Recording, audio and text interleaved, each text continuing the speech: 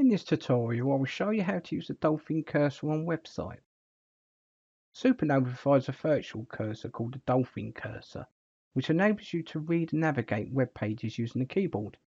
Click the hotkey left Ctrl+0 to turn on speech. SuperNova 23.0 To toggle the dolphin cursor off and on, use the hotkeys left Ctrl+4. Automatic dolphin cursor on. Open a website you wish to navigate.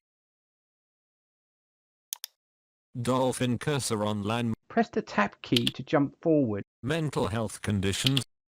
Advice for life situation. Self-help link use entered. And the shift plus tab key to jump back within the website. Advice for life. Mental health conditions. Press the enter key to activate that link. Make sure the click read from here option has been enabled to read back. Click the hotkey left Ctrl plus spacebar to show the SuperNova control panel. In the speech menu, click Modes and make sure the read from here is ticked. Click the cursor where you want the text to read back.